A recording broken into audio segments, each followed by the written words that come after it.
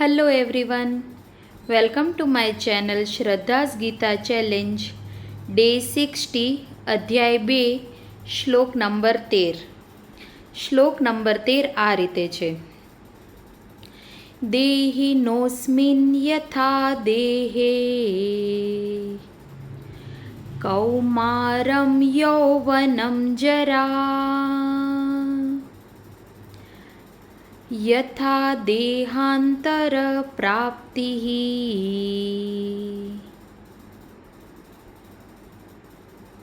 ધીર સ્તત્ર ન મુહ્યતે.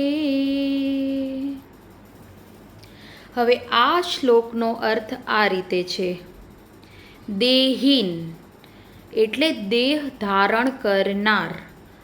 દેહ ધારણ કરનાર એટલે આત્મા આપણી, બરાબર છે. અસ્મિન આમાં, યથા છે, દેહે શરીરમાં,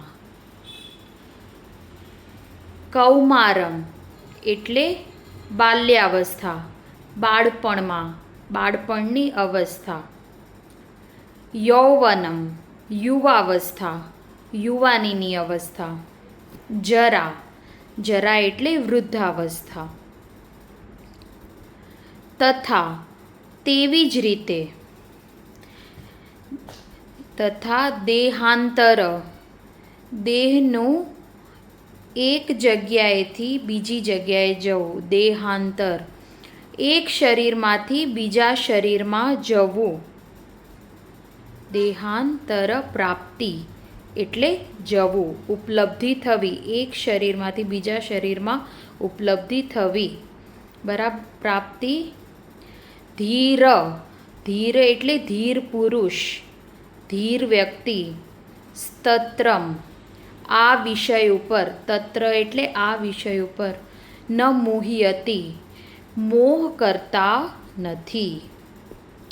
કૃષ્ણ ભગવાન આગળના શ્લોકમાં, આ શ્લોકમાં વત્તા એવું કહે છે કે જે આત્મા છે શરીરમાં આપણા, એ બાલ્યાવસ્થામાંથી યુવાવસ્થામાં જાય છે, યુવાવસ્થામાંથી વૃદ્ધાવસ્થામાં જાય છે.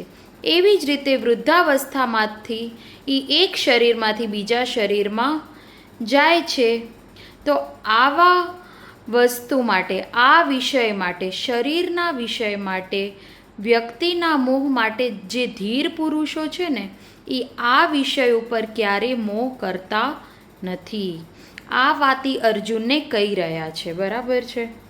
આપણે જોયું ને કે કાલે કૃષ્ણ ભગવાને આપણને શું સમજાવ્યું કે હું કોણ છું, બરાબર છે. એ જ વાતને આગળ વધારતા કૃષ્ણ ભગવાન આમાં બહુ જ સરસ રીતે આપણને સમજાવી રહ્યા છે. ભગવાન આપણને શું કહી રહ્યા છે કે જ્યારે હું નાનો હતો ને, બાળપણમાં હું કેટલો અલગ હતો, તો એ બાળપણમાંથી હું મોટો થતાં થતાં યુવાવસ્થામાં આવ્યો, યુવાવસ્થામાંથી હું વૃદ્ધાવસ્થામાં જઉં છું, બરાબર છે. તો આ વસ્તુ એ મારા શરીરમાં પરિવર્તન કરે છે કે શરીર મારું બાળપણવાળું ક્યારનું મૃત્યુ પામી ગયું છે. તો આપણે એ વાતનો શોખ કર્યો છીએ કે અરે હું બાળપણ મારું મરી ગયું, કે યુવાની મારી મરી ગઈ, કે આ વાતનું આપણે ક્યારેય શોક કરતા નથી. તો પછી મૃત્યુનું પણ સેમ જ છે. એ એક જગ્યાએથી બીજી જગ્યાએ સ્થાનાંતર કરે છે, એ આપણી આત્મા સ્થાનાંતર કરી રહી છે, બરાબર છે. એટલે ભગવાન એકદમ સચોટ રીતે વિશુદ્ધ ચિત્તથી કે વિશુદ્ધ તર્કથી આપણને આ વાત સમજાવી રહ્યા છે, બરાબર છે. કે આપણે આ વસ્તુને ક્યારેય અસ્વીકાર નથી કરી શકતા, કે આપણે એ વાત અનુભવીએ છીએ એટલે આપણે સમજી પણ શકીએ.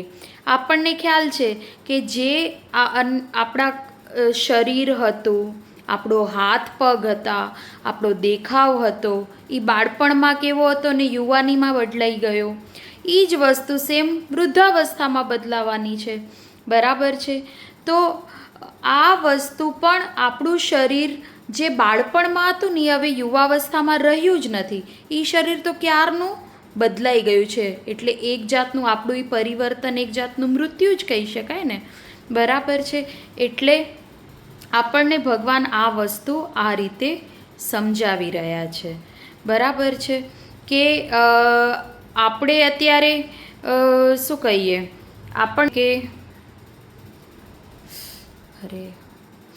આપણને કેવું લાગે કે ભગવાન આપણને આ સમજાવે છે, પરંતુ સાયન્ટિફિક દ્રષ્ટિથી પણ જોઈએ ને તો વૈજ્ઞાનિક દ્રષ્ટિથી પણ એવું જ કહેવામાં આવે છે કે આપણા શરીરની અંદરના જે કોષો હોય છે ને, આખા શરીરના, એ 7થી 10 વર્ષની અંદર સંપૂર્ણપણે નવા કોષો આવી જાય છે. આખા શરીરના કોષો 7થી 10 વર્ષમાં સેમ રહેતા નથી. 10 વર્ષ પછી બધા કોષો બદલાઈ ગયા હશે. 100% આપણા શરીરમાં ચેન્જીસ આવી જાય છે. બોલો, તો આપણું એ જૂની શરીર નવું શરીરમાં પરિવર્તિત થઈ જ જાય છે ને. તો આપણે એ વસ્તુનો શોક કરીએ છીએ ક્યારે? એ વસ્તુનું આપણે દુઃખ કરીએ છીએ? નથી કરતા ને. તો પછી ભગવાન એને એ જ કહે છે અર્જુનને કે તો પછી આપણે બાળપણમાંથી યુવાવસ્થામાં આવ્યા, યુવાવસ્થામાંથી વૃદ્ધાવસ્થામાં જઈએ છીએ, એ વસ્તુનો શોક નથી કરતા, એ વસ્તુનો આપણે મોહ નથી કરતા, તો આપણે એક શરીરમાંથી બીજા શરીરમાં જઈએ છીએ. તો એ જ ભગવાને આ વસ્તુને મૃત્યુ સાથે જોડી છે અને એમને અર્જુનને સમજાવ્યું છે. બરાબર છે.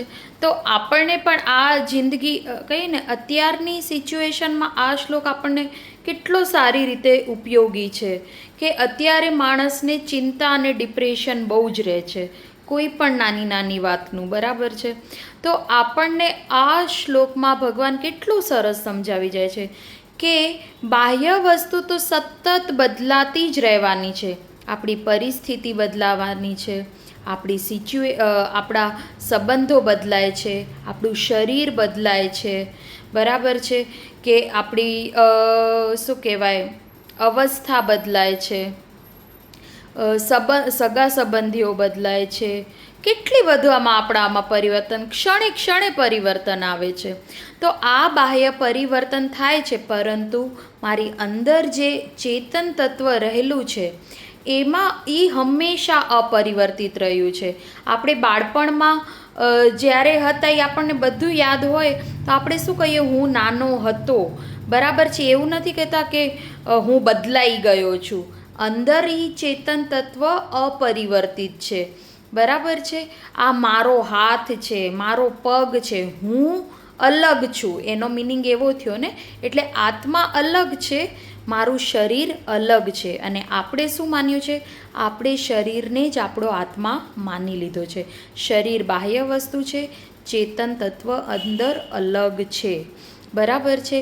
આ વસ્તુનો આપણને જો એકદમ ધ્યાન આવી જાય ને, તો આપણે જે ચિંતા અને ડિપ્રેશનમાં રહીએ છીએ ને, એ વસ્તુ આપણે ઓટોમેટિક આપણા મનને શાંતિ મળતી થઈ જાય કે મારે બાહ્ય ભલે ને ગમે એટલી પરિસ્થિતિ કેમ ના બદલાય, ગમે એટલી ચેન્જીસ કેમ ના થાય મારા જીવનમાં, પણ મારું અંદરના તત્વમાં તો કાંઈ પરિવર્તન નથી થવાનું. મારું ચેતન તત્વ બહારની કોઈ પણ વસ્તુ મારા ચેતન તત્વને બદલી નથી શકવાની. બરાબર છે. આ વસ્તુ આપણને આ સમજાવે છે. બરાબર છે. એટલે આપણે ડિપ્રેશનમાંથી અને ચિંતામાંથી મુક્ત થઈએ છીએ. અને બીજી પણ વાત કે આપણું આ પરિવર્તન છે ને, તો આપણે ખુશ છીએ. જો આ પરિવર્તન આપણામાં ના થાય ને, તો આપણે ઉપરથી અત્યારે દુઃખી હોઈએ. બરાબર છે કે હું નાનાનો મોટો જ ના થવું, તો આપણે શું કહીએ કે આનામાં કાંઈક તકલીફ છે, આનો વિકાસ નથી થઈ રહ્યો, તો આપણે રડીએ છીએ ને. તો આ વસ્તુ માટે આપણે આટલું ખુશ થઈએ છીએ કે મારામાં પરિવર્તન થયું. પણ લોજિકલી વિચારીએ તો મારું એ બાળપણનું શરીર ક્યારનું જતી રહ્યું છે. અત્યારે તો મારું આખું શરીર બદલાઈ ગયું છે, પણ હું અંદર છે ને એ સેમ રહ્યો છે, મારી ચેતના સેમ રહી છે. બરાબર છે. પછી બીજી વસ્તુ આપણો અહંકારનો નાશ થાય છે આનાથી. આ શ્લોક આપણા અહંકારનો નાશ કરે છે. કારણ કે બાળપણમાં જે હતો, યુવાવસ્થામાં મારું પરિવર્તન થયું, યુવાવસ્થામાંથી મારું વૃદ્ધાવસ્થામાંય પરિવર્તન થશે. તો આપણને આપણા જે શરીરનો, પૈસાનો કે જ્ઞાનનો જે પણ અહંકાર હોય ને એ આપણને ના રહે. આપણને સમજ આવી જાય કે કોઈ બધી પરિસ્થિતિ મારા શરીરમાંય બદલાવ થવાનું છે. મારું આ સેમ સિચ્યુએશન રહેવાની નથી. મારી સુંદરતા કાયમ ટકવાની નથી. મારા કને જેટલા પૈસા છે એ કાયમ ટકવાના નથી. મારી આસપાસની પરિસ્થિતિ હંમેશા સારી રહેવાની નથી. આ વાતનો સ્વીકાર આવી જાય ને તો આપણામાં અહંકાર ઓછો થઈ જાય. અને ત્રીજું, આપણે બહુ સુંદર રીતે લાઈફ જીવતા થઈ જઈએ, કારણ કે આપણી વાતની ચિંતા જ ના રહે કે મૃત્યુ થશે તો મને શું થશે. પણ આપણને એટલી ખુશી હોય કે ખાલી મારું તો આ આત્મા તો ચેતન જ છે, મારે તો એક જગ્યાએથી બીજી જગ્યાએ સ્થાનાંતર જ કરવાનું છે ને, તો પછી હું શા માટે ખુલીને મારું જીવન ના જીવું. એટલે આપણે જીવન જીવવામાં આનંદ આવે, કારણ કે આપણા જીવનમાંથી ડર જતો રહે છે. તો ભગવાને આ કેટલો સુંદર રીતે શ્લોક આપણને સમજાવ્યો છે. મને તો ખરેખર બહુ આનંદ થાય છે.